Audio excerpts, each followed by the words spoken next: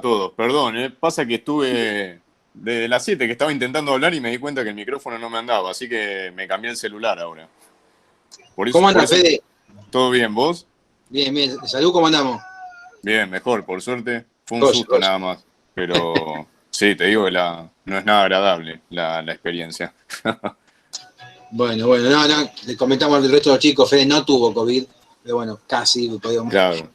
Pero bueno, Tuve neumonía, pero nada, hasta que no te da negativo, te tratan como si tuvieras COVID, te aíslan, te internan. Bueno, en mi caso me internaron porque tenía fiebre muy elevada y se me mantuvo 3 días. Este, pero bueno, hasta... ya estoy mejor, doble sí, igual viste hisopado me cómo son los hicieron. antivirus, ¿no? Digamos. Así que bueno, o Pero pasarse bueno, a Linux también es una buena. ¿cómo? Pasarse a Linux. Claro, tal cual. Bueno, Nada, así goya, que Fede. fue anecdótico, por suerte. O sea, tengo y tuve neumonía, pero bueno, como que si encima tenía COVID iba a ser bastante complicada la situación. Perfecto, bueno, bienvenido entonces, Fede. Bueno, gracias. Y buenas tardes a Gaby y a todos que no nos pude saludar antes. No, está bien, perfecto. Bueno, nos alegramos que ya estés de nuevo y mejor, Gracias, sobre todo. gracias. Bueno, vamos a compartir la pantalla. Hoy, dentro digamos, lo que estaba previsto, lo que está previsto para dar, es el último tema que corresponde al tema engranaje, la parte de engranajes, que es dentado corregido. Pero antes de eso, les quiero agregar algo que, no digo que pasamos de largo, pero que lo dimos, no en particular, que es el tema del dimensionamiento. O sea, hace pocas clases, un par de clases hemos dado el dimensionamiento de engranajes y particularmente los métodos de dimensionamiento, Lewis, Buckingham, o sea, resistencia a la flexión y durabilidad, pero lo dimos para, digamos, básicamente fue todo para engranajes de ejes paralelos, no, digamos, lo de engranajes concurrentes dijimos, bueno, la norma utiliza otros gráficos, utiliza otra fórmula, utiliza otras, digamos, otras herramientas, y sí, obviamente, tanto lo que es cónico como sin fin y rueda helicoidal, la norma también los contempla, por supuesto, e incluye todas las herramientas necesarias para el cálculo y la verificación. Pero hay algo que esto no se da habitualmente porque en realidad no está en muchos lados. Yo cuando lo encontré, la verdad que me llamó, mejor dicho, no cuando lo encontré, cuando realmente le di bolilla a esto, me llamó mucho la atención y me pareció muy interesante, por eso lo quiero rescatar. Esto está sacado del viejo apunte de cálculo de engranajes del Centro de Estudiantes. Estas letras seguramente les deben resultar familiar, pero el texto básico de esto está en el libro de Balance. E inclusive, les digo más, no pertenece al autor, digamos, no es un tratamiento del autor del libro, sino que aparece como un traductor, ¿sí? O de los que fueron los traductores. Con lo cual, bueno, me parece todavía más curiosa el hallazgo, ¿no? El libro de Balance tiene muchas aclaraciones o ampliaciones del traductor, de quién fue el traductor. Algunas para ayudar a conocer o a entender mejor lo que el autor quiso decir, digamos, un tema propio de traducción, y otras porque sirvieron para ampliar digamos, el tratamiento que el autor le dio y que realmente está muy interesante. Este es uno de los temas, que es lo que sería la aplicación de la fórmula de Lewis a engranajes cónicos. Ustedes sabrán, porque esto lo fuimos hablando, lo hablamos cuando, digamos, tratamos el tema de engranajes concurrentes, que el diente tiene un espesor que obviamente no es constante, porque, bueno, el hecho del cono, el cuerpo primitivo acá es un cono, Entonces, como las distancias respecto a donde yo quiera analizar desde el centro del cono hacia afuera son variables, bueno, el espesor del diente, entre otras magnitudes, también es variable. Entonces, ¿cómo podríamos pensar la capacidad que tiene el diente de un engranaje cónico para transmitir una cierta potencia? Y eso sería una pregunta. Y la otra pregunta sería, ¿qué relación existiría entre un engranaje cónico y uno cilíndrico de igual cantidad de dientes e igual módulo respecto a la potencia que puede transmitir? El hecho de que el espesor del diente es variable nos hace pensar, ya casi nos está preanunciando que la capacidad aportante del diente del engranaje cónico va a ser menor. De hecho, es menor. Pero ¿qué tan menor es? ¿Qué tanto menos es la potencia que puede transmitir un cónico respecto de un cilíndrico en igualdad de módulo, número de dientes, material, ¿sí? O sea, en igualdad de otros parámetros? Por supuesto que las aplicaciones no son iguales, es decir, si yo tengo que resolver un problema donde necesito utilizar engranajes cónicos, no lo puedo reemplazar por cilíndricos. Estamos hablando de una comparación, si se quiere, física entre un tipo de engranaje y otro, porque la naturaleza geométrica de estos dos engranajes son distintas. Entonces, esto que por ahí puede parecer algo medio, ¿a quién corno le importa cuánto menos transmite un cónico que un cilíndrico? Es interesante porque nos abre un poco la cabeza y nos separa o nos aísla de lo que es el uso directo de los gráficos y las fórmulas que están expresados en la norma. La norma tomada así en crudo, ustedes han visto que es una caterva de gráficos y fórmulas y ábacos y qué sé yo, que muchas veces se nos escapa la razón de por qué estamos usando esto, qué es lo que queremos medir, qué es lo que quiere modificar y cómo se hizo para llegar a esto. Entonces, bueno, las normas en general, todas las que hemos utilizado, la de soldadura, etcétera, tiene un montón de cosas que no son muy transparentes a la hora de decir, bueno, esto de dónde vino o por qué se tomó esta decisión acá. Bueno, la de engranajes pasa igual, la de AGMA también, ¿no? Entonces esto me parece interesante plantearlo. Entonces, ¿cuál es el objetivo? Bueno, plantear la fórmula de Lewis, que en realidad Lewis lo hizo para ustedes, digamos, ya lo hemos visto, hace este análisis para un diente de un engranaje recto, la famosa columna empotrada, sometida a flexión, la parábola de igual resistencia a la flexión, etcétera, etcétera. Bueno, ese modelo lo seguimos teniendo acá. ¿Pero con qué particularidad? Primero vamos a tomar un espesor diferencial. Acá el ancho del diente sería esta, digamos, cota B larga. Es la misma B del ancho del diente cilíndrico. Nada más que a medida que me voy desplazando por B, el espesor va cambiando. Entonces tomo una rebanada de un cierto espesor diferencial L y el radio en correspondencia a ese espesor también va variando por las características del cono y le llamamos R1, ¿sí? Ese radio que va a estar en función de cuál es la rebanada que yo tome del diente para analizar. El radio primitivo está tomado, como siempre decimos, respecto del diámetro mayor. Eso es una convención que, digamos, todo el universo de los fabricantes o académicos de engranajes dispuso, y bueno, es un diámetro de referencia. El paso, la altura de cabeza, el módulo, en cónicos siempre tenemos como referencia el diámetro mayor. Bueno, entonces, si L es la distancia que tengo del vértice del cono al diámetro mayor, ¿sí? Y B es el espesor del diente, y sí que lo que queda libre, donde no hay diente, será L menos B, ¿sí?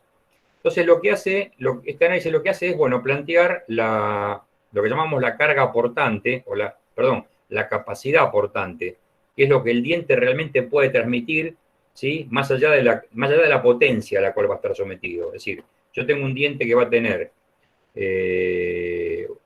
o un engranaje en general, ¿no? O una rueda dentada en la que va a tener un cierto número de dientes, un cierto material, paso y demás características geométricas y físicas, bueno, ese diente va a poder transmitir tal carga. ¿eh?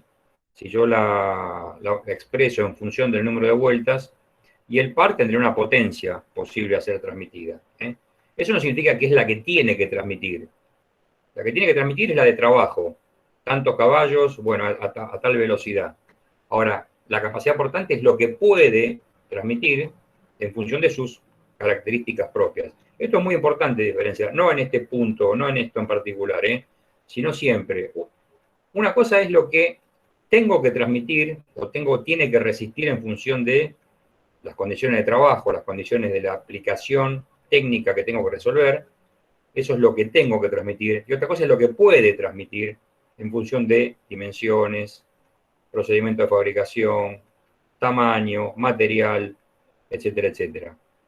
A eso se le llama, que es un término que viene de los viejos manuales, capacidad portante. Es lo que puede transmitir.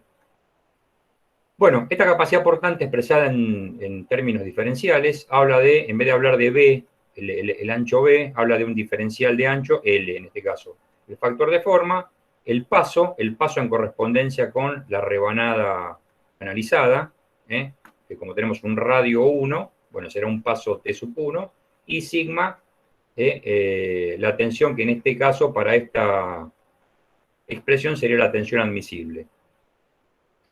Bueno, esto dicho así, lo que vamos a tratar de determinar es cuál sería el par o la cupla capaz de transmitir, o qué cupla puede llegar a transmitir esta fuerza elemental que acabamos de digamos, encontrar su expresión en términos diferenciales, pero como evidentemente el ancho del diente es variable, lo que hay que hacer es integrarlo, integrar esta expresión en todo el ancho del diente. Entonces, esta capacidad portante, que era una fuerza, esta FB era la famosa fuerza tangencial de la que hablaba Lewis, ¿sí? Quiere decir que el momento será esa fuerza por el radio. Momento, fuerza por distancia, el radio del brazo, el brazo de palanca, digamos, ¿no? O sea que a la expresión del diferencial de B, diferencial de la carga portante, le agregamos el radio. Esto está todavía sin transformar, porque ustedes recordarán que esta expresión de la carga portante terminaba siendo utilizada en función del módulo, cuando dividía y multiplicaba por pi. Esto está hecho antes de esa modificación, ¿sí?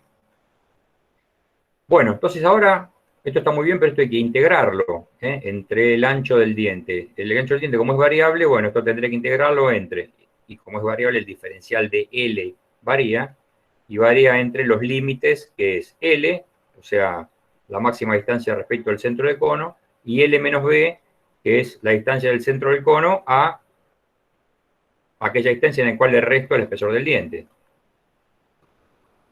L es la distancia máxima y L menos B es la distancia que queda libre, en la cual no hay diente. Entre L y L menos B tengo diente. Bien. Pero ¿qué pasa? Tengo un paso variable acá, T sub 1, y un R1 también variable. Entonces, ¿cómo lo puedo relacionar? Bueno, puedo plantear la proporcionalidad que hay entre el R1 y el radio primitivo, y el L genérico, y el L en correspondencia con el radio primitivo, que es el L, el largo del cono primitivo, ¿sí? De forma tal que puedo expresar en función de L el radio genérico R1. Y con el paso hago lo mismo. Yo puedo expresar el paso en forma proporcional entre el paso a una cierta distancia, sí, bien digo, distancia L, con el paso en correspondencia con el diámetro máximo, que es el que se corresponde con el largo total del cono. De forma tal que tengo expresado en términos de L, que es nuestra variable, tanto el radio como variable y el paso. Entonces reemplazo T sub 1, reemplazo R1, y todo me queda en función de L, ¿sí? Bueno, el factor de forma para una cierta cantidad de número de dientes determinado no depende de L, sale de la integral. La tensión, que es del material, sale de la integral. El radio primitivo, como está en correspondencia con una cierta posición, que es la del diámetro máximo, no depende de L, sale. L también. Y me queda solamente como variable ese largo, que es el que vamos a hacer variar entre L menos B y L. ¿Sí? Y el diferencial L, que es el ancho de esa rebanada. Bueno, resuelvo esto, L cuadrado diferencial L, todo lo demás salió, es L cubo sobre 3, entre L menos B y L. ¿Sí? Bueno, reemplazo por los límites de la integral, acá queda una diferencia al cubo, esto hay que acordárselo porque no es muy habitual que lo utilicemos, sería el cubo de un binomio. Hay que recurrir a los libros de álgebra para acordarte eso, acordarse de cómo resolver este binomio. Porque bueno, el del cuadrado es más habitual que uno utilice, ¿verdad? Pero el del cubo no tanto. Bueno, lo desarrollamos y de forma tal que podemos cancelar el L cubo y este L cuadrado que quedó acá afuera lo podemos ingresar dentro del corchete y vamos cancelando con los términos que tienen L en el numerador. ¿Sí? Bueno, el numerador tiene términos que dependen de L, es una constante, B, que es el ancho del diente, en estos tres términos, de forma tal que nos quedó expresado en este polinomio. Este corchete queda expresado en términos de este polinomio. Bueno, en realidad esto, fíjense, este corchete está como afectando a todo esto que quedó afuera. Es como si fuese un factor de proporcionalidad de una expresión que contiene el ancho, el factor de forma, el paso, la tensión del material y el radio primitivo o diámetro primitivo. Todo esto es común a un engranaje cilíndrico recto. Pues si ustedes recuerdan, si yo este momento lo divido por este radio, lo paso dividiendo. Lo que tengo es FB. B por I por T por sigma es la FB del engranaje cilíndrico recto.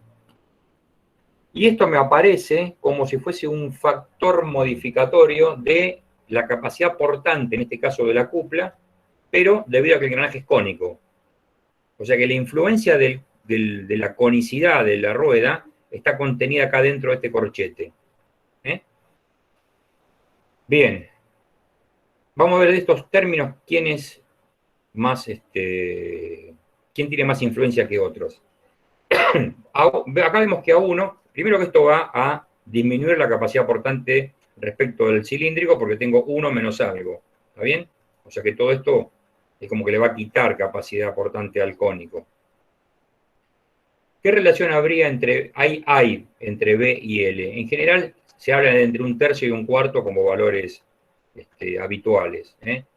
Si yo tomo 1/3, un tercio de ancho B respecto de la longitud del cono L, acá tendríamos en este término, me quedaría L cuadrado es 3B, sería 9B cuadrado, me queda, cancelo el B cuadrado y me queda 1 sobre 3 por 9, 27, o sea, un 27avo me queda. Frente al 1/3 que tengo acá, ese un 27avo, bueno, es, digamos, razonablemente despreciable, ¿sí? Entonces, este tercer sumando lo puedo despreciar y me quedaría, pasando dividiendo el radio primitivo, dividiendo al momento, tengo ahora sí la capacidad portante del diente del engranaje cónico como el producto de los términos que son comunes al cilíndrico, B por I por T por sigma. Y este paréntesis que me está afectando, está haciendo, sería el paréntesis de corrección. Bien, en una rueda donde tenemos la relación, digamos, clásica, 1/3 de B es igual a 1/3 de L. Acá estaríamos hablando de un tercio de L sería 3 tercios menos un tercio, 2 tercios. A ver, digo bien. 3. Si B vale un tercio de L, sería 3 tercios menos un tercio, 2 tercios. ¿Está bien? Sí, está bien. Con lo cual, entonces, el diente del engranaje... A ver, pero... Sí, está bien, está bien. Bueno, acá estamos solamente viendo el tema de los largos, en cuanto al cono y al ancho. Bueno, esto nos estaría dando la afectación de la variación del espesor del cónico frente al cilíndrico. O sea, hay una disminución razonablemente, digamos, importante.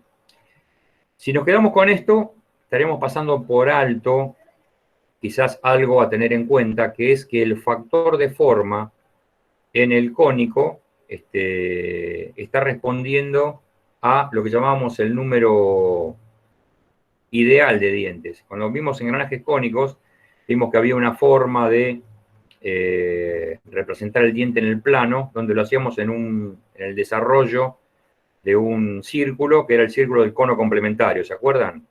Y ese cono complementario tenía un radio ρ, de ese cono complementario al cono primitivo surgía una diferencia entre el número de dientes real y el número de dientes ideal, según lo dividíamos según el coseno de beta, el coseno del semiángulo del cono primitivo. O sea que esta fórmula, aparte de tener la afectación, o sea, siempre viéndolo, comparándolo con un cilíndrico recto, ¿no? La diferencia entre estos dos tipos de engranajes, una es la variabilidad del espesor y otro es que este I, bueno, cuando quiero comparar los números de dientes, porque digo, bueno, cuando comparo en dos ruedas tienen que tener el mismo número de dientes, mismo ancho, mismo paso, mismo material. Ojo que acá el factor de forma lo tengo que modificar, porque si yo tengo las dos ruedas, no puedo poner si tengo una rueda de 30 dientes en el cilíndrico, no puedo poner el factor de forma de 30, porque acá va el número de dientes ideal, porque estamos hablando de un cónico. De todas formas, más allá de esa diferencia, el grueso de la diferencia, valga la redundancia, de la capacidad portante entre un diente y otro está acá en este paréntesis. O sea que bueno, esto es una forma de ver o de medir o de comparar, mejor dicho, ¿no? La capacidad de la resistencia a la flexión entre un diente cilíndrico recto, que es el básico, porque todo lo que sale después, digamos, la norma simplemente nos dice, bueno, usar esto, usar el otro, pero de esta forma uno puede, digamos, comparar la capacidad de la resistencia que tiene un diente de una rueda cónica y un diente de una rueda cilíndrica en igualdad de los otros parámetros. Bueno, las otras relaciones que surgen acá son la relación entre ancho y módulo. Bueno, eso sí es común. El ancho generalmente se toma entre 6 y 10 módulos. Y esta fórmula, para corregirla, por supuesto que la fórmula de Lewis, la clásica, tiene las mismas carencias que tiene esta, porque esta es la misma, nada más que está aplicada en cónicos. Sería el factor de compartición de carga, el factor de servicio, el factor de velocidad, el concentrador de tensiones y la resistencia a la fatiga. Bueno, pero más allá de todas estas modificaciones, en realidad lo único que quería yo traer ahora era esta comparación entre dos ruedas iguales, pero de distintas características, a ver qué diferencia, dónde radicaba la diferencia, más que nada en lo cuantitativo, ¿no? Entre dos ruedas similares. Y como les digo, no encontré otro documento que lo plantease que no fuese en el libro de Balance. Así que esto está tomado de ahí, aquel que lo quiera digamos, revisar con mayor detenimiento, lo puede consultar de ahí. Igual pertenece al nuestro apunte, al viejo apunte de diseño de engranajes del centro de estudiantes. Bueno, lo que nos restaba ver, esto digamos apareció como anecdótico, es el tema de corrección de dentado. Esto también está en el texto que utilizamos como básico de consulta y del desarrollo de las clases, ¿sí? En el de cinemática, geometría, cinemática y dinámica de engranajes, por las páginas 60 y algo. Y el hecho de que uno ahora incorpore el concepto de corrección de dentado, implica que nos vamos a alejar de lo que veníamos parcialmente, ¿no? Veníamos hablando hasta ahora, el dentado estándar. ¿Qué es el dentado estándar? El dentado estándar es el que responde a la estandarización, a la norma, a todos los tipos de sistemas que hemos visto normalizados. ¿Cómo surge esto? ¿Por qué hay un dentado que no es normalizado? Porque se determinó que modificando las proporciones del diente estándar, o algunas de las proporciones del diente, se puede obtener algunas ventajas que con el diente estándar están limitadas. Y eso se logra corrigiendo lo que se llama corrección, que es modificar el perfil, ¿sí? ¿Modificar el perfil en qué sentido? ¿Vamos a usar otra curva? No. La curva es la misma curva que usamos antes. Es la misma envolvente de círculo. Lo único que, en este caso del dentado corregido, lo que usamos es otro tramo de la curva, no la que parte el círculo base, sino que usamos otra parte de esa misma envolvente, ¿sí? Las ventajas que presenta el dentado corregido en ciertas necesidades son varias, no hay una. Nosotros vamos a plantearlo fundamentalmente apuntando a una mejora, pero hay varias en las que se puede conseguir mejoras, que son, por ejemplo, mayor capacidad de potencia, optimización en el recurso de los materiales, porque ustedes recordarán que bajo el análisis de la resistencia a la flexión, siempre hay uno de los dos dientes, de la rueda y del piñón, que es más débil que el otro. O sea, aisladamente uno podría transmitir más potencia que el otro. Lo que pasa es que el proyecto queda siempre como condenado, entre paréntesis, o entre comillas, a transmitir la potencia que puede transmitir el menor de los dos, ¿sí?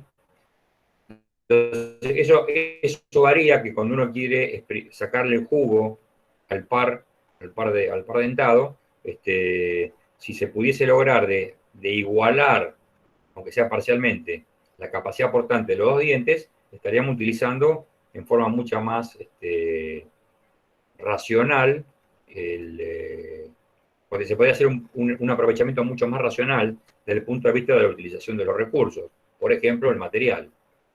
Entonces, eso se logra también a través de la corrección. Otra es lograr un entrecentro que no es posible lograr con el dentado estándar. Otra es conseguir mayor suavidad de marcha. Otra es conseguir una mayor duración del engrane. Y otra es, no digo que es la principal, sino que es, digamos, muy importante, conseguir ruedas de menor número de dientes que la que permite la interferencia. El dentado estándar, ustedes tienen presente que depende del sistema de dentado, ya sea diente corto o de plena profundidad a 20 grados o 14 grados y medio, yo tengo un número mínimo de dientes que de ahí no puedo bajar. 32 dientes en el dentado corto, 18 dientes en el plena profundidad, etcétera, etcétera, ¿sí? Eso con el correr del tiempo medio que se fue, digamos, se fue mejorando cuando se fue utilizando ángulos de presión mayor a los tradicionales. Recordemos que el de 14 grados y medio fue el que primero que se usó, después pasó a 20 grados, después 22 grados y medio fue un valor también utilizado, y ahora la tendencia es usar 25 grados como ángulo de presión estándar. Por supuesto que todo eso requiere que el herramental disponible para la fabricación responda a ese ángulo de presión, ¿no? Entonces, pero como por suerte acá en nuestro país tenemos varias casas que fabrican herramental, hay por lo menos 3 a lo largo del país que fabrican herramental. Uno, si tuviese necesidad de obtener un creador con un cierto ángulo de presión no habitual, digámoslo, se podría obtener, ¿sí? O sea que no es imposible, es posible de ser obtenido. Una pregunta. Sí. Digamos, qué se pierde o qué se invierte respecto al engranaje al aumentar el ángulo de presión? O sea, ¿qué otra cosa pierde el engranaje por eso, a pesar de lo que gana? ¿Se entiende la pregunta? Sí, el ángulo de presión lo que más, en lo que más, digamos, beneficio trae es aumenta la duración del engrane. Hay 2 básicas, aumenta la duración del engrane y disminuye el número mínimo de dientes para evitar la interferencia, ¿sí? Lo que pasa es que cuando más, digamos, aumentarlo indefinidamente también significa que aumenta más el resbalamiento a lo largo del flanco activo, y aumenta más la carga radial. En todo, en engranajes y en todo en general, siempre una ventaja de algo implica el desmejoramiento de otro parámetro. Inclusive en la corrección mismo, cuando yo quiero lograr una corrección para mejorar algo, bueno, pierdo por otro lado. Y todo termina siendo un justo equilibrio entre, digamos, inversión y resultado. ¿Sí? Básicamente eso. De todas formas, el aumento del ángulo de presión no implica una gran disminución en el número de dientes, como lo consigue la corrección de dentado.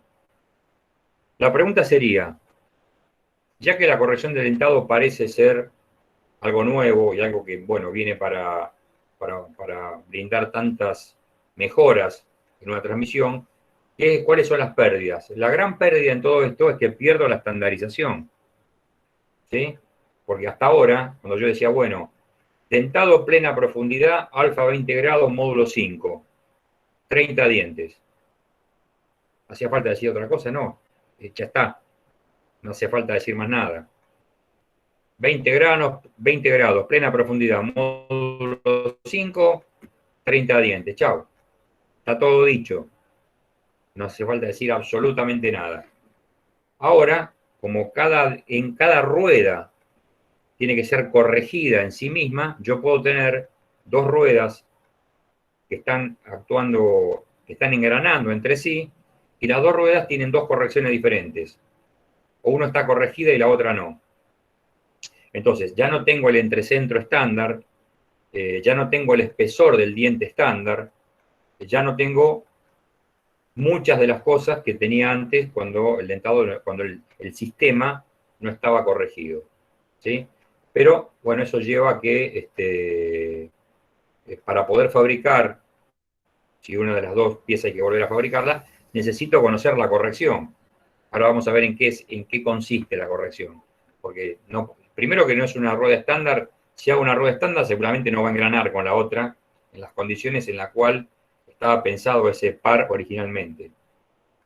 Y segundo, que si desconozco la corrección, sería como hacer un engranaje a ciegas. Es decir, ¿con qué parámetro lo fabrico? Yo puedo conocer, sí, el número de dientes, mido el diámetro exterior. Ahora, cuando quiero medirlo, controlarlo, mejor dicho, quiero hacer el control sobre rodillos o con platillos, ¿cómo hago si el dentado no es estándar? Y ahí no puedo controlar nada.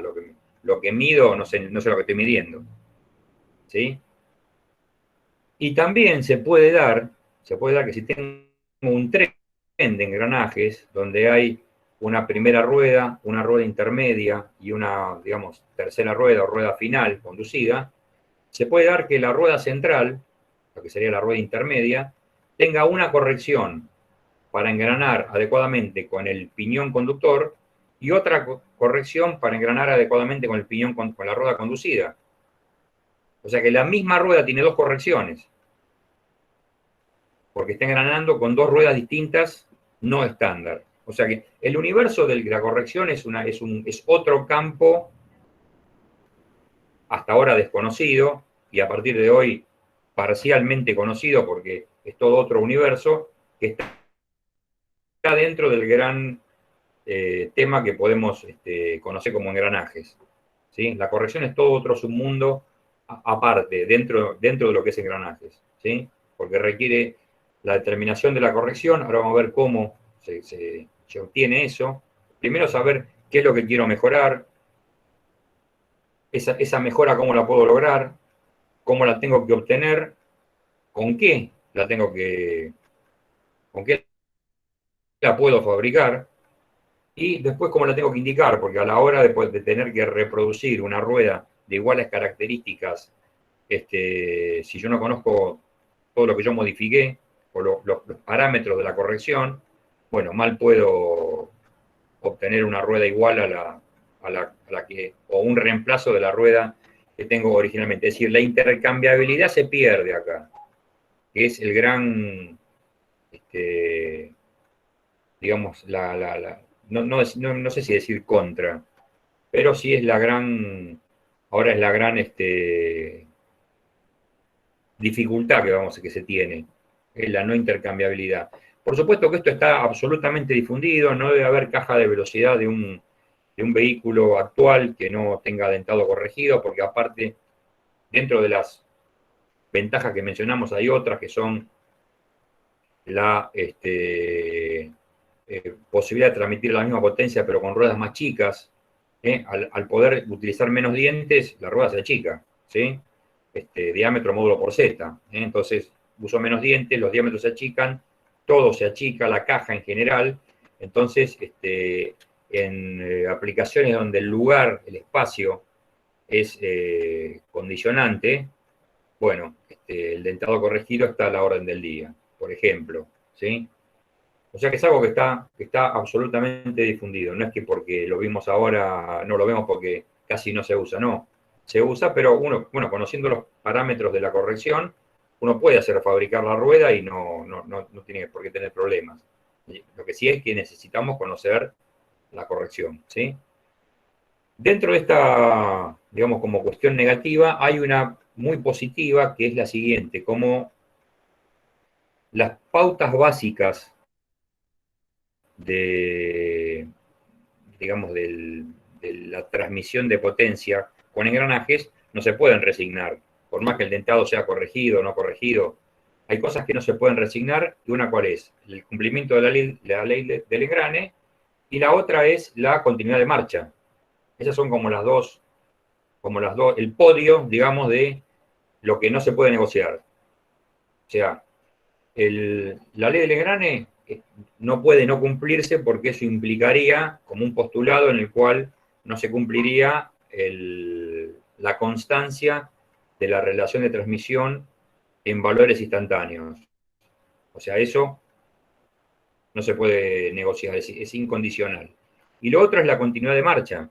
Es decir, yo cada vez que un par de dientes deja de engranar, ya tiene que haber empezado a engranar, no es que justo ahí engrana, no. Cuando un par de dientes deja de engranar, ya tiene que haber empezado el par de dientes que viene atrás. Eso es lo que se conoce como continuidad de marcha. Porque si yo espero que un par de dientes termine el engrane para que empiece el otro, continuidad seguro que no voy a tener. ¿Sí? Se tiene la garantía de la continuidad de marcha se fundamenta en el hecho de que cuando un par de dientes deja de engranar o abandona el engrane, ya comenzó a engranar el que viene atrás. Ya está engranando. Entonces, esa premisa es la que... Esto es muy importante. O sea, las dos cosas son muy importantes, que son los basamentos de lo que en transmisión de engranajes no se puede condicionar. Se tiene que cumplir sí o sí. Después todo lo demás, si la interferencia, bueno, esas son condiciones, digamos que tienen otro grado digamos, de perjuicio. Si hay interferencia, el diente está rebajado en la base, bueno, va a ser un diente más débil, pero no va a condicionar el funcionamiento. En cambio, que la ley del engrane no se cumpla, sí condiciona el funcionamiento. Y que no exista continuidad de marcha también. Entonces eso no se puede, eso para cualquier, no es por esto, es por eso siempre. Corregido o no corregido o el que sea. Cuando ustedes le pregunten cuáles son los requisitos fundamentales de la transmisión por engranaje. Y los requisitos fundamentales son, antes que nada, o sea, hay un montón, pero antes que nada, estos dos. Cumplimiento de la ley fundamental del engrane y garantía de la continuidad de marcha. Eso, innegociable. Bueno, les estaba comentando que Anótenlo eso, chicos. Sí. ¿Cómo? No, lo que dijiste recién, anótenlo, subrayenlo. No, pero ya lo dijimos varias veces, simplemente es recordarlo para hacer un poco más de... Subrayen varias veces. Hacer énfasis en cosas que, bueno, tenemos que no perder de vista. Las cosas importantes hay que tener siempre presentes.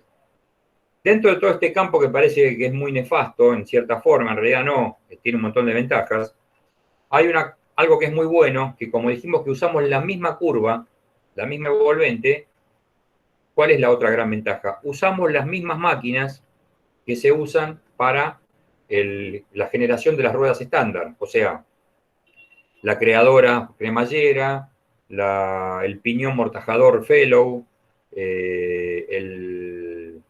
la fresa, el piñón fresa, no la fresa de forma de la fresadora, sino el tornillo fresa, ¿sí? Que son como las tres máquinas básicas. Después, cada tipo de máquina tiene sus propios fabricantes, ¿no? Están las distintas marcas.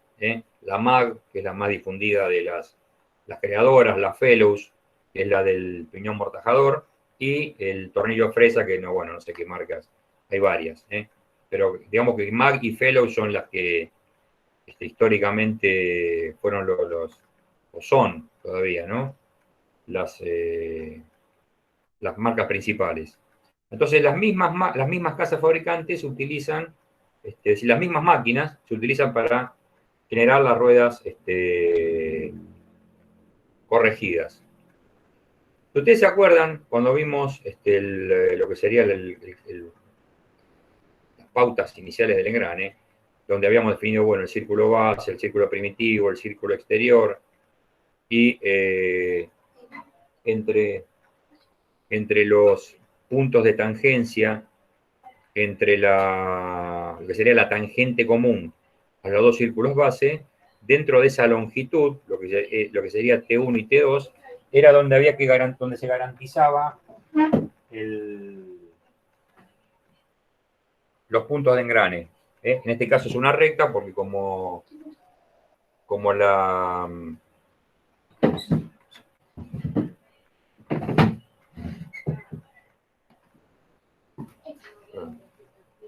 Perdón, como la curva que usamos es una envolvente, esta línea de engrane es una recta. Si la curva fuera otra curva, cicloides o alguna curva cualquiera caprichosa que hubiéramos visto, esta recta T1 y T2 no sería una recta, seguramente sería otra curva.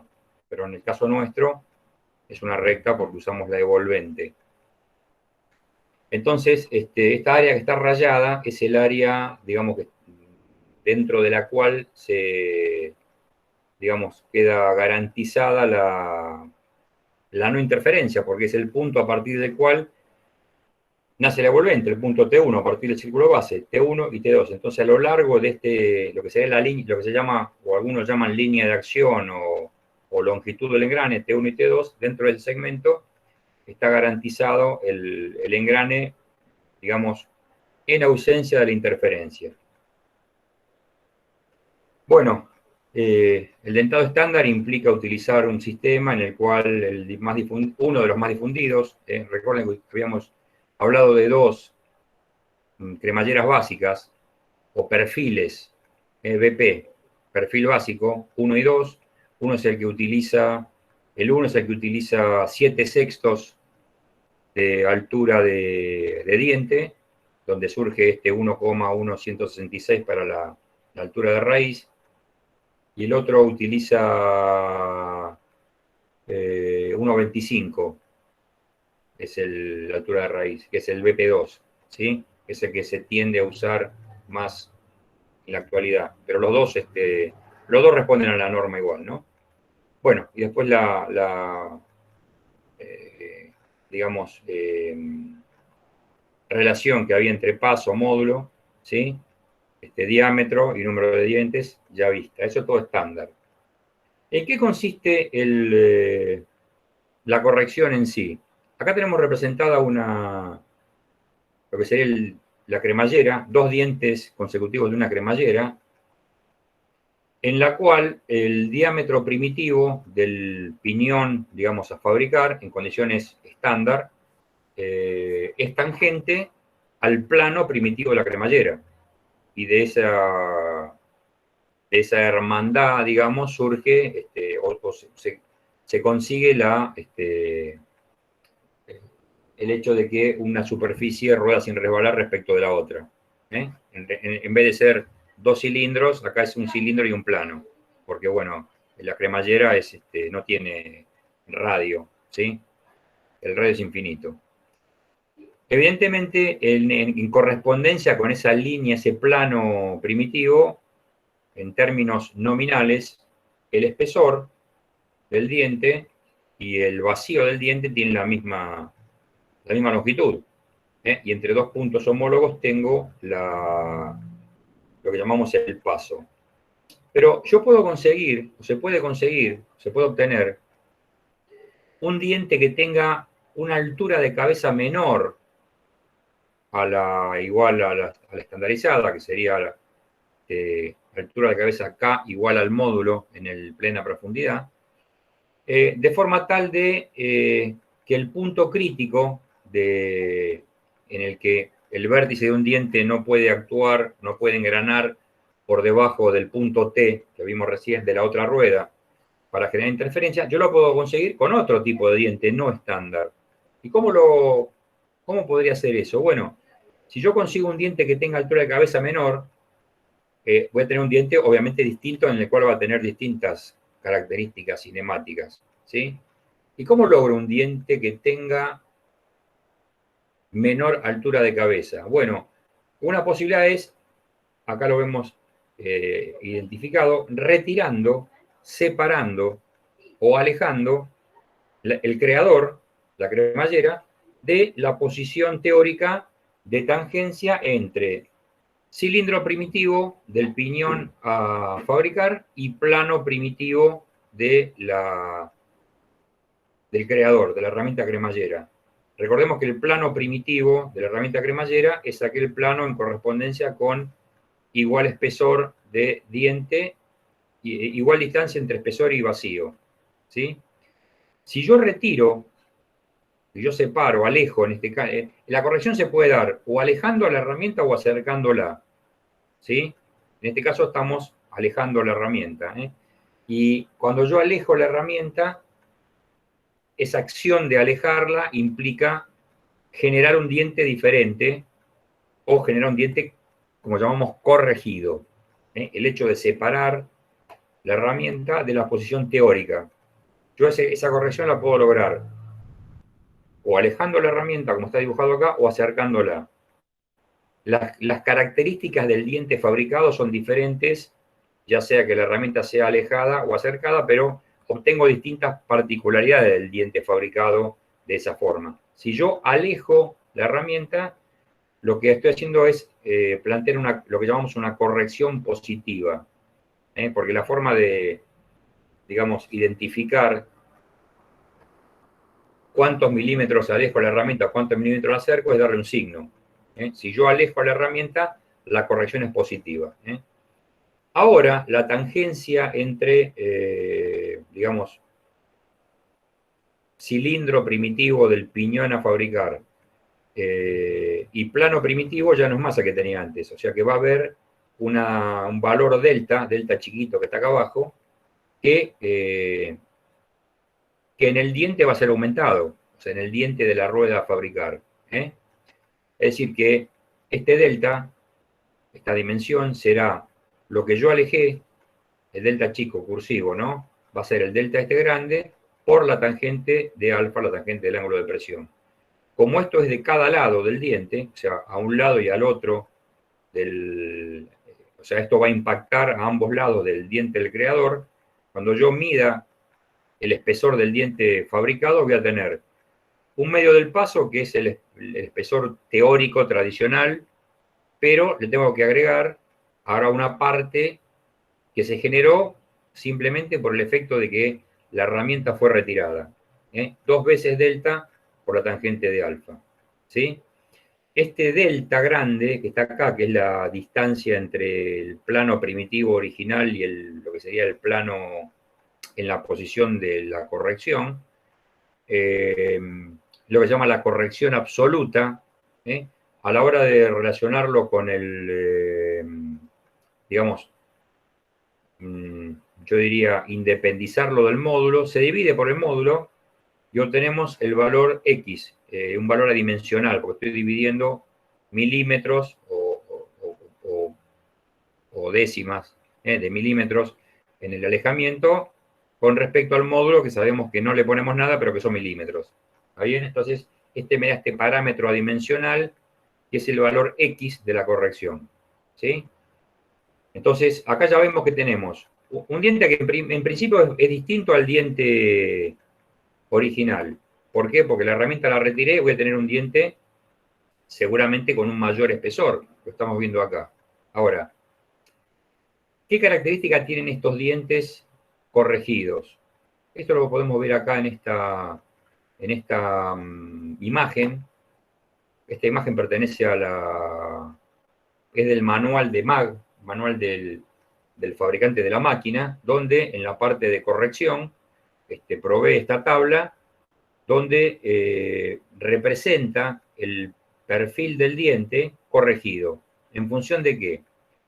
Primero acá tenemos a la izquierda, en vertical, números de dientes de las piezas, de las ruedas que queremos fabricar. O sea, el piñón que queremos fabricar, bueno, puede ser de 12, 14 los dientes que figuran acá. Y acá tenemos, en horizontal, el coeficiente X, el coeficiente de la corrección. Fíjense que tenemos 0 cuando, obviamente, el creador no se desplazó. ¿Sí? Estaría en correspondencia con el dentado estándar. A la derecha tenemos las correcciones positivas, es decir, el alejamiento de la herramienta, y a la izquierda tenemos el acercamiento, cuando la herramienta va penetrando más, el acercamiento. Y acá tenemos dos valores, 0,3 y 0,6, tanto en corrección positiva como en negativa. Si ustedes se fijan en el ejemplo que vimos recién, que la herramienta se retiró, lo que obtenemos, y hemos visto ahí de ese calculito, es que el espesor aumentó. Fíjense, para un determinado número de dientes, por ejemplo, 17, que es el casi el 17, 18 dientes, es el diente límite, es la cantidad de dientes límite en la cual no hay interferencia en el dentado estándar. Por eso, en 0 corrección y 17, prácticamente tenemos un diente tal cual lo conocemos. En la medida que tenemos una corrección positiva, o sea, la herramienta se retira, tenemos un diente que cambia la forma. ¿Sí? ¿Qué tenemos? Un diente que es más robusto en la base. O sea, a la hora de obtener mejora en la resistencia a la flexión, digamos que esta corrección es importante. Tengo un diente más robusto. O sea, la base, que es la que está en correspondencia con la sección resistente, tiene mayor sección. Entonces, a la hora de transmitir potencia, la corrección positiva es importante. Fíjense que pasé de 0,3 a 0,6 y en 17 dientes, lo primero que veo es que la cresta del diente, la parte superior, se achicó un cachito en 0,3 y se achicó bastante en 0,6. Y seguramente si sigo alejando, el diente se va a hacer cada vez más puntiagudo. Fíjense en el de 14. El de 14 ya tiene una cierta, si bien no es muy marcada el recortado que tiene en la base, está levemente recortado, ¿sí? Cuando paso a la corrección, en el primer valor 0,3, pierdo parcialmente ese recortado y se achica la cresta, y en 0,6 no tengo interferencia prácticamente, no hay socavado en la base es más ancha, pero el diente es muy puntiagudo. Entonces, en la medida que obtengo correcciones positivas, tengo dientes más anchos en la base, mejor resistencia a la flexión, y como contrapartida, el diente termina más en punta. Con lo cual, puedo correr el riesgo de que si el diente tiene poco material en la cresta, a la hora de engranar esta parte, en el inicio o fin del engrane, esa parte se puede partir del diente. Es una de las recomendaciones que se hacen siempre, que el diente no debe ser muy puntiagudo, porque el hecho de que exista poca área resistente puede provocar que una parte de ese diente salte, ¿sí? Se quiebre, ¿sí?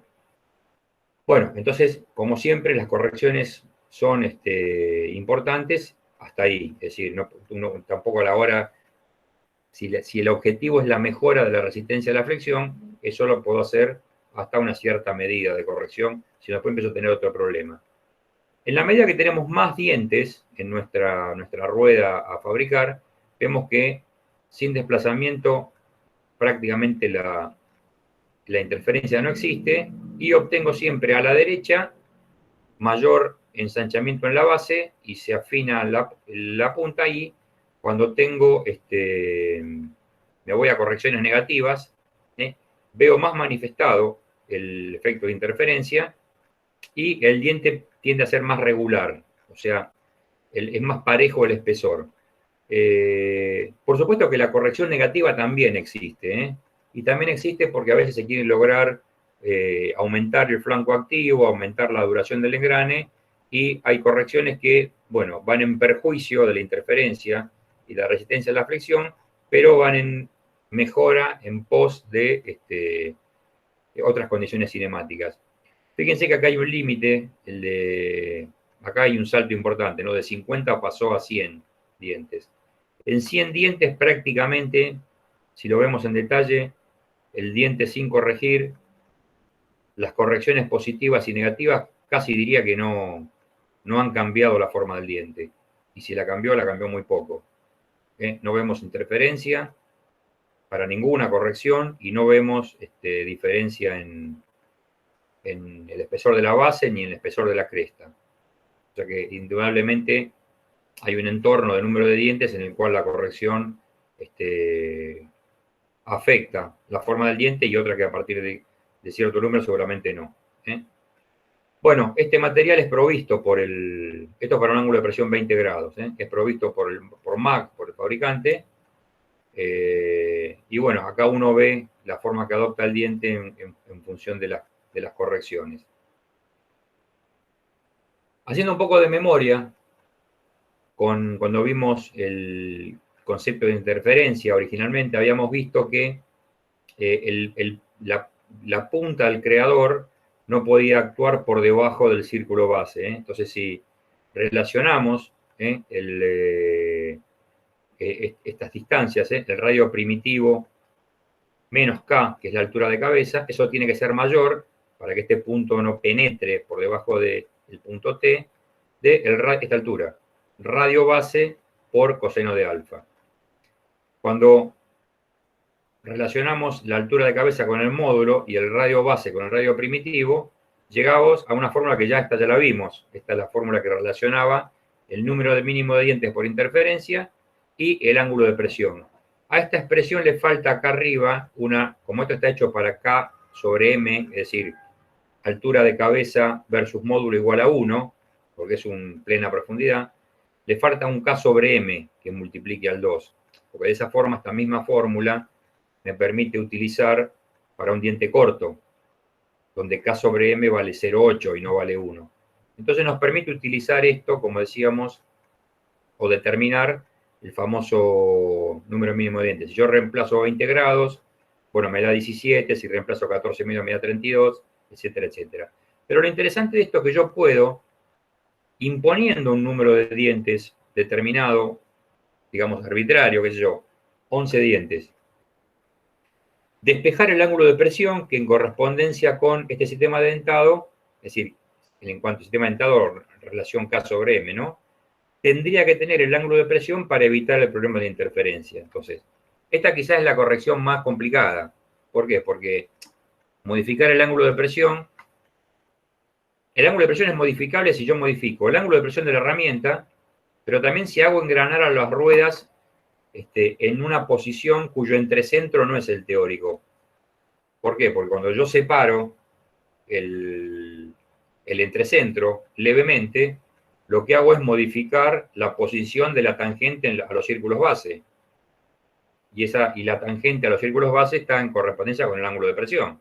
Así que si yo los alejo, el ángulo de presión aumenta. Esa sería una forma de resolver. Ahí no estoy corrigiendo el perfil, estoy corrigiendo la posición. Pero eso lo puedo hacer en un entorno de entrecentros limitado. Pero si yo pudiese modificar el ángulo de presión, modificando el herramental, una forma sería esta utilizar, ¿no? La modificación del ángulo de presión en función del número de dientes a fabricar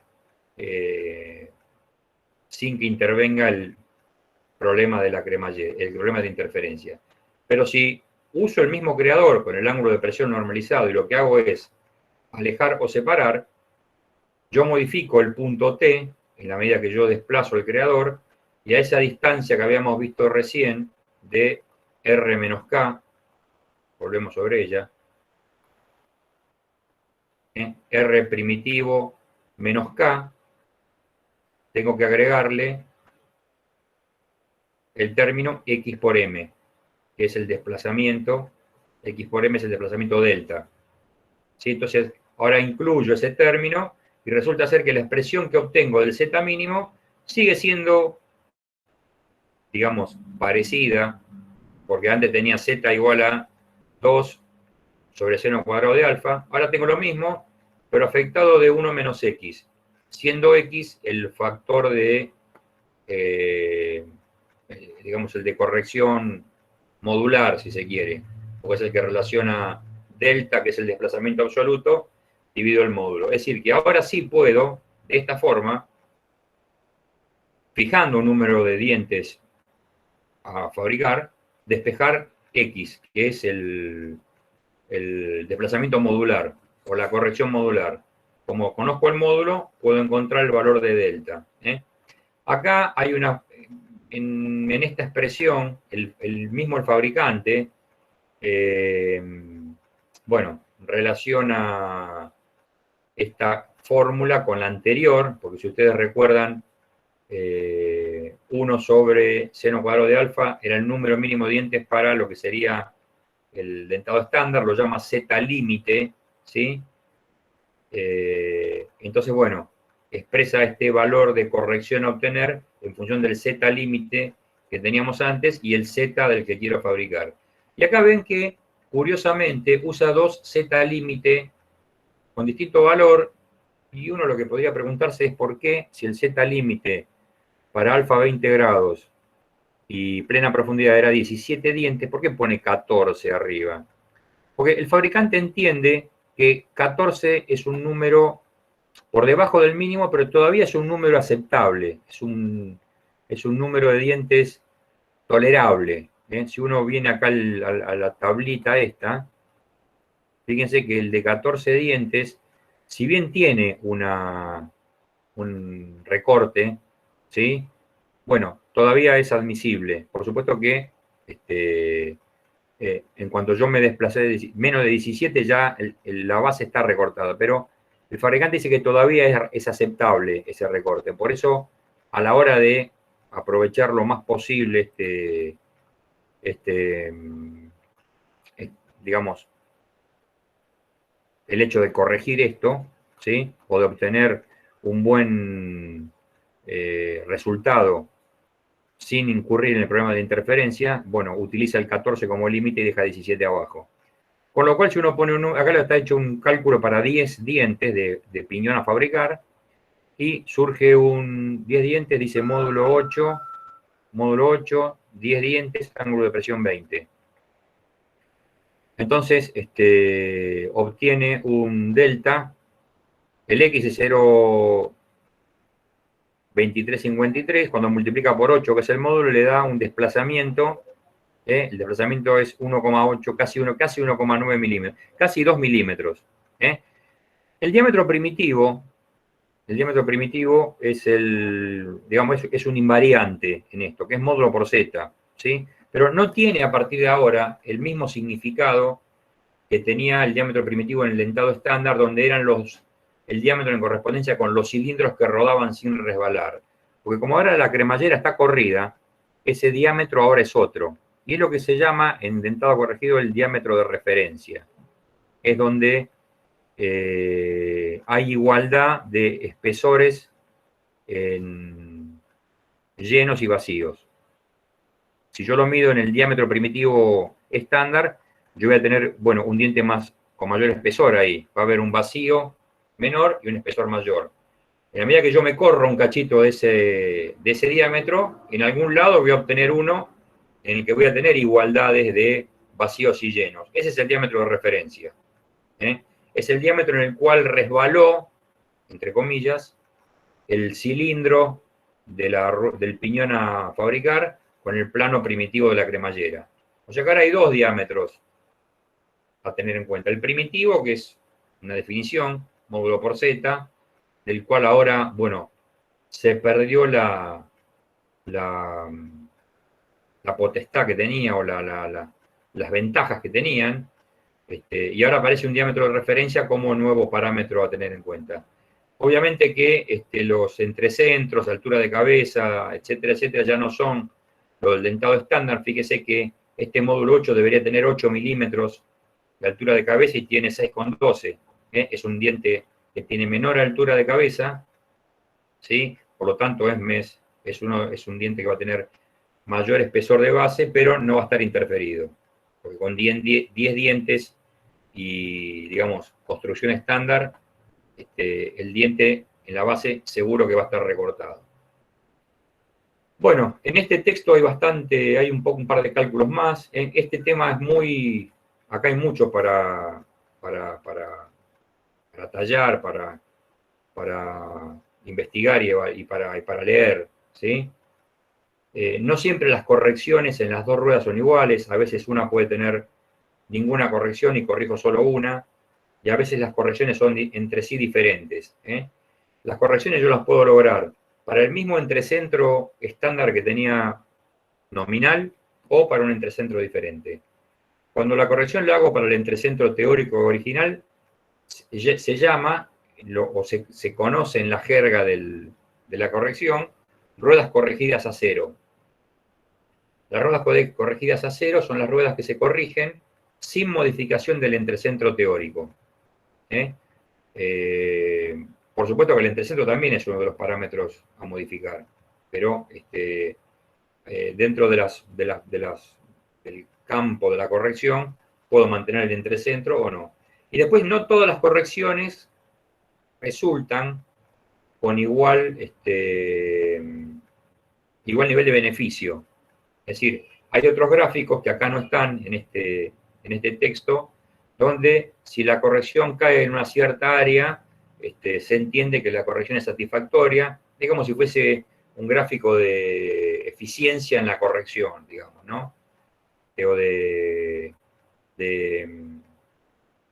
digamos, que la mejora por la cual se sugirió corregir el dentado, bueno, es satisfactoria. O sea, tengo más beneficios que desventajas. Porque no todas las correcciones generan más beneficios que contras. A veces corregir y hacer una cierta corrección para digamos, obtener una mejora de un parámetro implica que todas las contras que voy a tener, bueno, hacen que esa corrección no sea adecuada. En cuanto a valor, en cuanto a la corrección de uno de los dos, o directamente no conviene corregirla. ¿Sí? Entonces se habla de áreas de compatibilidad, etcétera, etcétera. Después voy a ver si consigo algo de eso para pasárselos. Pero bueno, simplemente esto no pretende ser más de un comentario, si se quiere, de en qué se basa la corrección de dentado, que la corrección de dentado existe, es decir, el universo de la fabricación de engranajes no se agota en el dentado estándar, y que apartándose de los parámetros estándar, hay todo un universo y aplicaciones en la técnica que buscan obtener mejoras a la hora de capacidad portante, suavidad de marcha, reducción de espacios y aprovechamiento máximo posible en lo que pueda aportar el material. Esto es bastante, digamos, no porque hayamos planteado esto solo, esto es pobre, sino que estamos mostrando simplemente una mirada, estamos dando una mirada de lo que es la corrección del dentado, que como les digo, es algo bastante más amplio que esto simplemente que hemos dado. De todas formas, dar más que esto significaría, yo diría, pretender transformar esto que es un tema más de lo que es la materia en algo que tendería a ser algo más de especialización. Y lo que uno tiene que cuidar en cuanto a, sobre todo en nuestra materia, y en cuanto a los tiempos disponibles, para que esto tenga un justo equilibrio, cuando uno quiere profundizar algo y pasa esa fina línea entre lo racionalmente recomendado en un curso de elementos de máquina y algo que es más especialmente o que tiende a ser de especialización, bueno, lo convertimos en un curso de especialización de algo y no es nuestra finalidad, porque primero, por lo menos yo no soy especialista en engranajes, y segundo, si quisiéramos profundizar en el tema de corrección, tendríamos que buscar a alguien que sepa y lo traemos y escuchamos todos y chao. ¿Sí? Pero, a ver, esto no es... Hay una cosa que yo siempre hago hincapié. Esto no es proyecto de máquinas. ¿Sí? Es decir, no es diseño de máquinas. Nosotros acá no estamos diseñando una máquina, no estamos... Esto es un curso de elementos de máquina donde vemos los componentes, las partes constitutivas de una máquina, bastantes, digamos, aisladamente, aunque muchas las hemos combinado y hecho trabajar en forma hermanada, si se quiere, pero no es proyecto de máquina. Proyecto de máquina digamos, sería un curso mucho más ambicioso, donde interviene un montón de cosas, que es más cercano a proyecto final que esto. En realidad, proyecto final se aleja de lo que originalmente años atrás era proyecto de máquinas, porque está un escalón más arriba. Hay libros de proyecto de máquinas, por ello les puedo recomendar para que, si quieren chusmear y ver, digamos, cuál es el grado de profundidad que abordan y dónde realmente se quiere sacar el jugo al máximo posible a cada elemento constitutivo. No sacarle jugo porque sí, sino porque, bueno, uno está proyectando un todo. Es decir, la máquina es el todo. Acá la máquina no es el todo, porque no hay máquina. Tenemos un engranaje, este tipo de engranaje, el otro, un mecanismo, ¿sí? Nosotros vemos los elementos en forma, no como elementos estancos, no como compartimentos estancos, pero tampoco como un todo. Por eso, cuando uno quiere especializarse, ya, digamos, abandonamos nuestra premisa, y llegamos hasta acá. Bueno, de todas formas, Si hay algo más que pueda acercarles de corrección, estaría bueno como para que tengan más material y bueno, tengan más conocimiento del tema, pero en lo que a nosotros respecta, hasta acá con esto es suficiente, saber en qué se basa, si usamos las mismas máquinas y bueno, cuál es el objetivo, primordialmente, y que no todas las mejoras siempre terminan mejorando todos los parámetros a la vez, no. A veces la mejora de algo implica el perjuicio de otro, y entonces eso genera que lo que originalmente queríamos hacer, bueno, mejor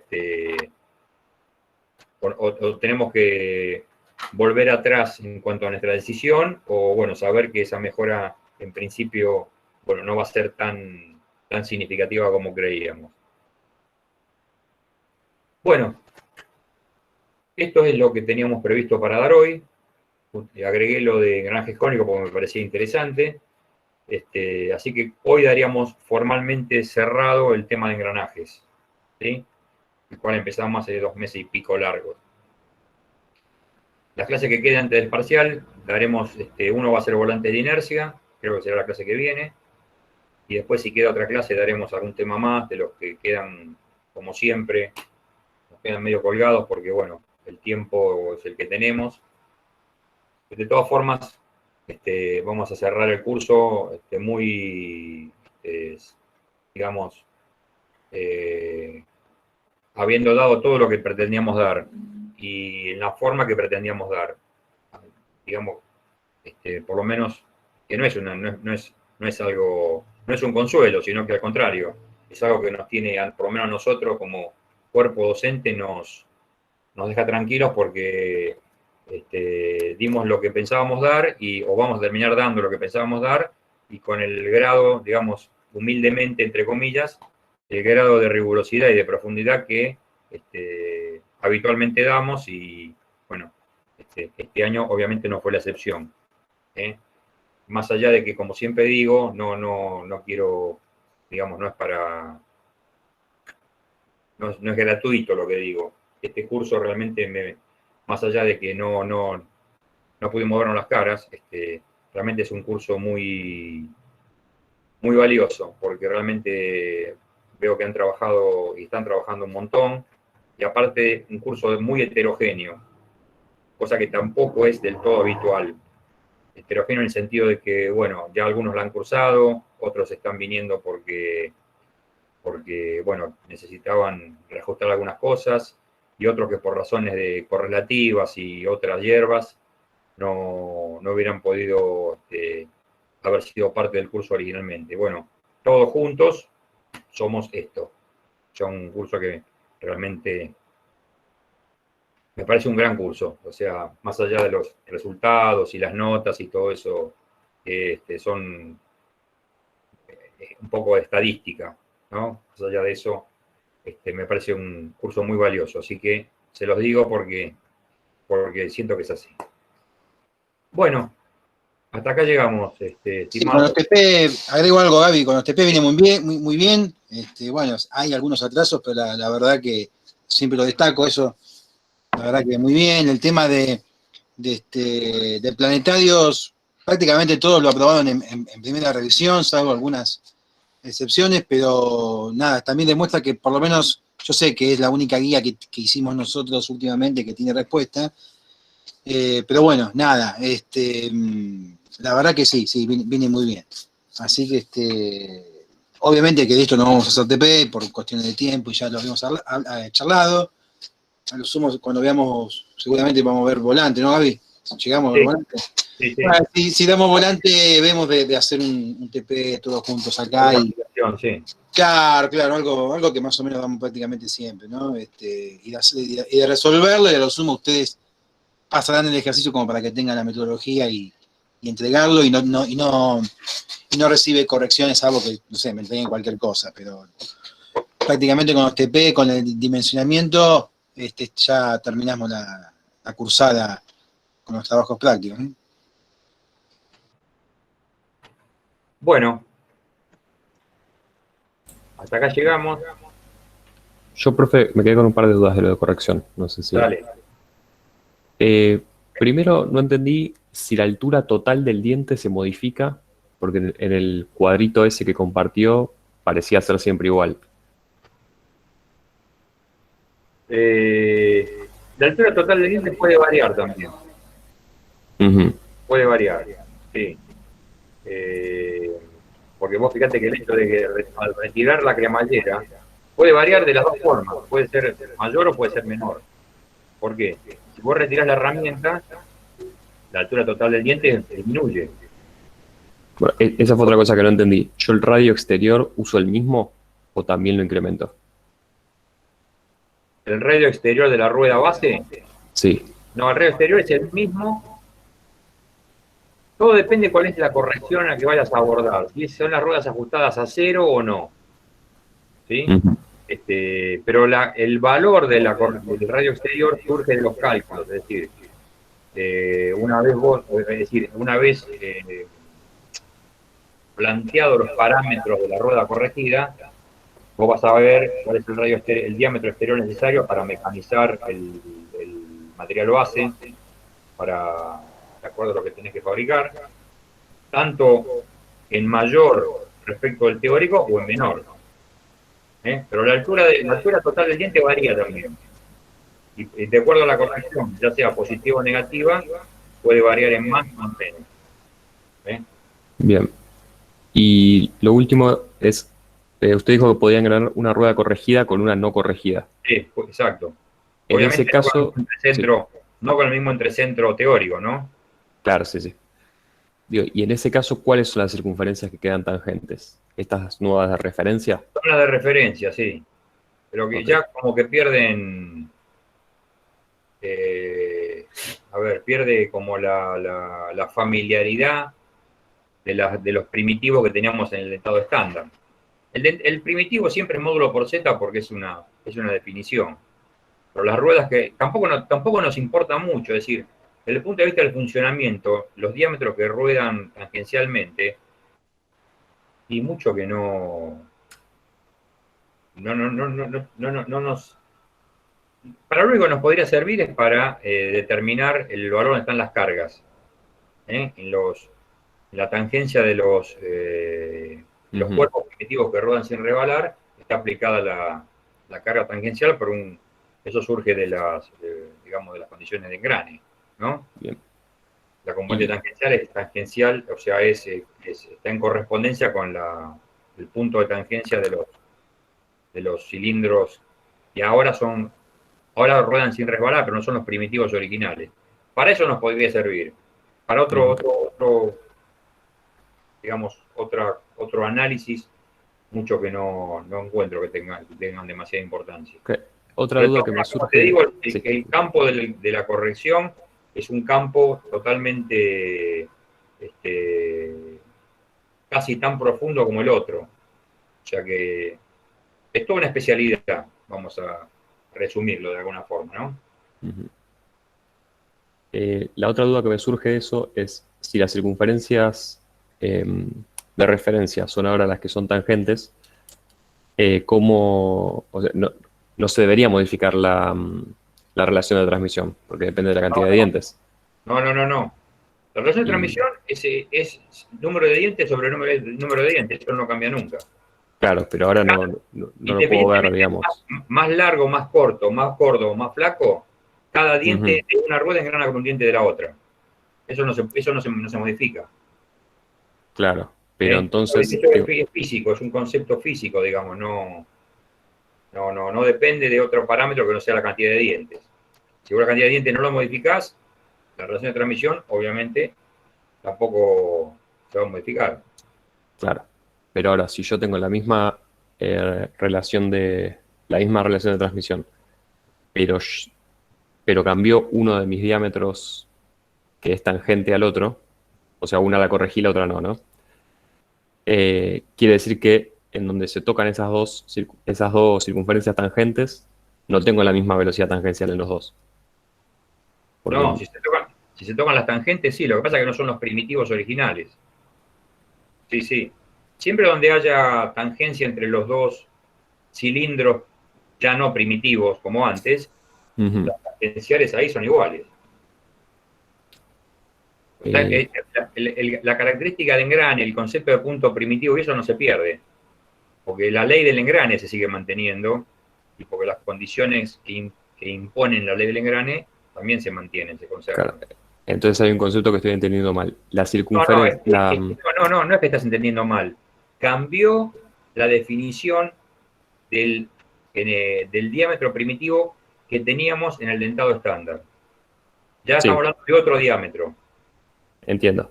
Pero entonces lo que quiero decir, la rueda que yo no corregí, también se le desplaza entonces la circunferencia de referencia. Sí. Está bien. Ahí sí me Tiene una circunferencia que no es, aunque no esté corregida, tiene una circunferencia de referencia, aunque no la haya corregido, porque está engranando con una que está corregida. Claro, sí, ahí sí ahora me cierro. Ese es el tema. Bueno, chicos, ¿alguna otra Gabriel, pregunta? si tenés un minuto, te quería Sí. consultar unas cosas cuando se vayan los demás. Dale. Bueno. Detengo la grabación, chicos. Sí, por favor. Yo leo, perdón, Sí. antes de que te vayas.